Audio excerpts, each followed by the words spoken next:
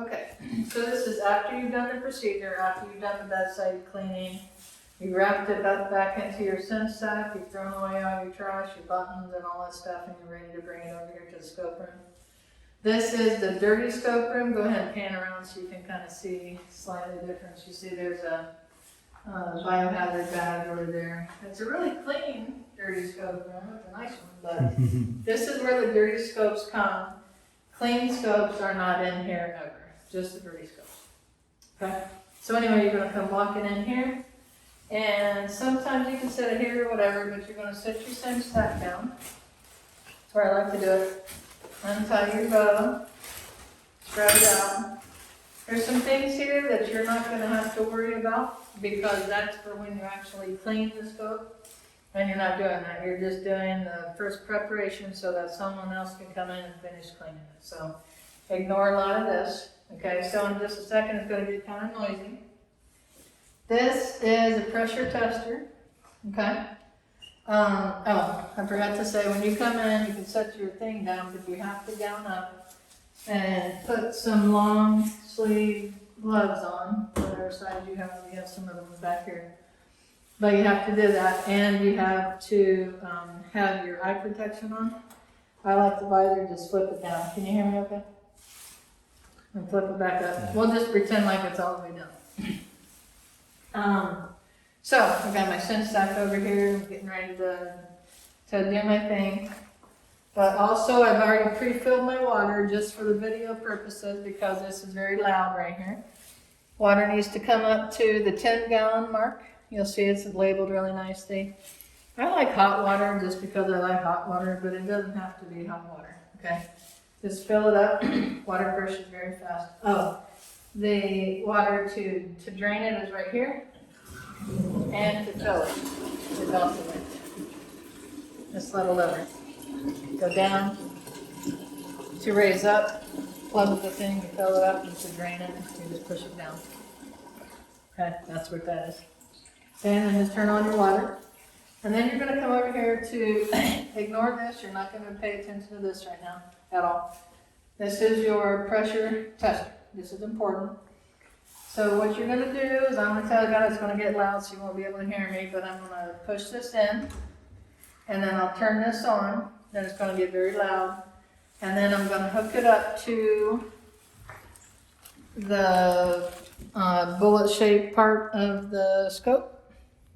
And this goes for the T ones, but you're not going to worry about the T for trouble ones, the old 180s. You're going to see this little notch right here. You're going to put that notch right here where it meets that little notch sticking up. And then you go like that, push it clear in, push it a little farther, and then turn it. And then it's on. And then I'm going to turn on the machine. It's going to get really loud, and then then what I'll be doing is I'll be taking the whole scope into the water, and then I'll set it there, and then I'm going to articulate the things and check for bubbles and whatnot. And then we'll go from there. But anyway, that's some of the things I wanted to, yes. And the testing of air that they want us to. Yeah, have to do that, yeah. So we have to do this before. I'll tell you about this before it starts getting noisy. So once you turn this on, it's gonna like my sound effects. And then that little tip in there, just like what you said earlier about it's like a bicycle thing. You push on this, it's gonna spit out air. And what that tells you is that this is working correctly. So when you hook this up to your scope and then submerge it into the water, it's not gonna flood the scope. So that's important. You can't just set the scope in there without flooding with putting air into pressure in it, okay? So you test it, make sure the air pressure thing is working, you hook it up, then set it in there, and then you start turning your dials. These are your dials. I'll show you this out here. So when we say articulate the dials, these are the two separate dials that the doctor uses. We do those also. One goes this way and that way, you turn it all the way. And basically just retroflex it and then straighten that out. Then you're gonna have this way, it turns that way. This is what you're gonna be doing inside of the water. while the thing is making a lot of noise, aka pressurizing the scope. You're going to be looking for bubbles, significant bubbles. It's going to do a couple little bubbles here and there, but a steady stream of bubbles to come out of the end of the scope. If that happens, then that indicates that there's a leak inside the scope. Therefore, bioburden gets trapped in there, and you can pass on that disease on to another patient and stuff. So anyway, that's what we're checking for with pressure testing to make sure there's no leaks. Okay, what else can I say? Good. Go Get it for ahead. now? Okay, so now we're gonna get loud. All right, so this is the machine. When you come in here, this is gonna be flopping around like this, and it's supposed to be. That just indicates that it's been unplugged and it's supposed to be. So what you're gonna do is push it in.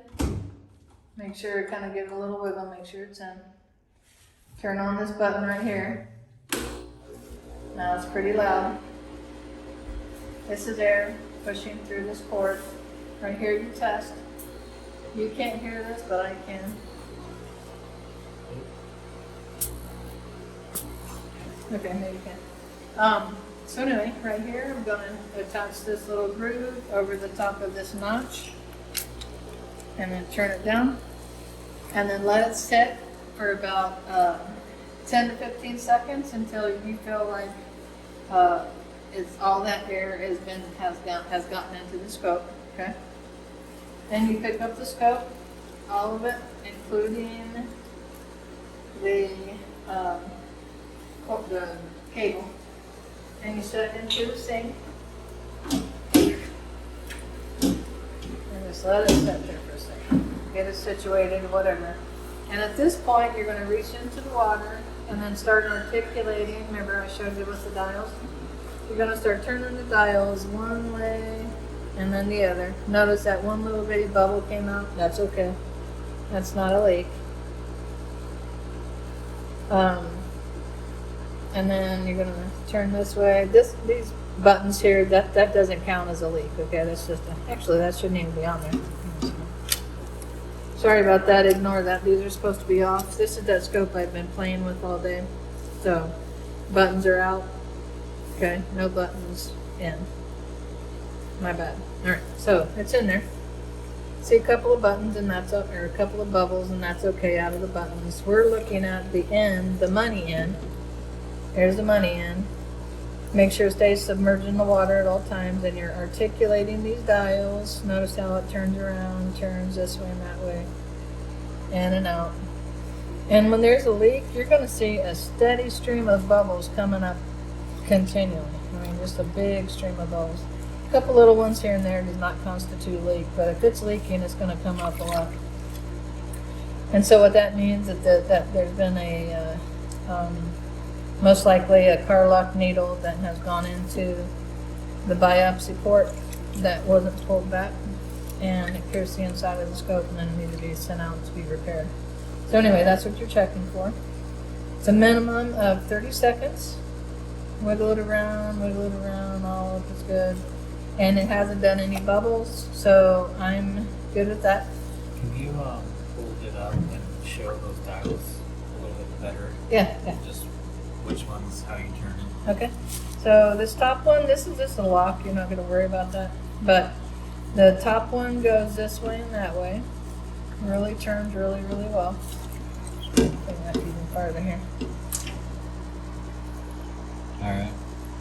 And then the other one goes east and west, basically north and south and east and west, whichever way you happen to be going. But they go in 4 different angles. They don't go circular or whatever. It's basically right and left, So east just, and west, and north and south. just those two. Yep, Okay. just those 2. That really torques down. And then try to make it as straight as you can. You know, basically, it doesn't have to be totally straight, but just do the best you can to make it very straight. Okay. And then you're doing what we just saw, where you're doing that in the water. Okay. But we just took it out so you could see it. Yeah. Okay. Then you take the scope out, set it right over here. You can set it over here, wherever you want, wherever it's stable. Normally I have a bucket, but for some reason right now I do not have that. take care of my money in. I know I keep saying that, but. Alright, so then at this point, you're going to turn off your green light, which turns off the air. And then you're going to listen for the hiss right here. So that means kind of like for a semi when it reduces the brakes and stuff like that. That air just means that it's been a total pressurized through here. Occasionally, I've seen this, and honestly, I've even done it myself, not often, but you pull that out and then it doesn't make a hiss, and you're like, oh crap, you know, and then you try to repressurize it or whatever. But it has to do that big hiss like you just heard as you pull it out. That way you know for sure that it's been pressurized properly to check for leak testing and stuff. And it sounds like this is an important process of it because that just makes sure that there are no errors going on in the scope. Okay, so at this point, you've already pressurized it, everything good. You heard the big hiss right there, you're looking good. So you're just going to turn this and pop it off the same way you got it and just set it down. And then grab that, mind your money, grab your neck and your base, and then you just set it in the water. And from there, it can stay there until someone who is trained fully to continue with the washing process can pick it up from there.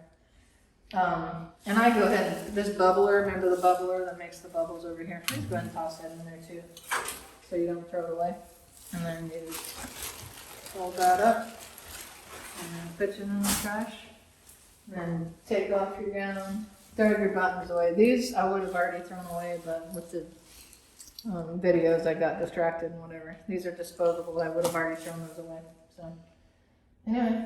All right. And I just will add that this is really just a situation we're setting up to allow our scope to sit for a period of time.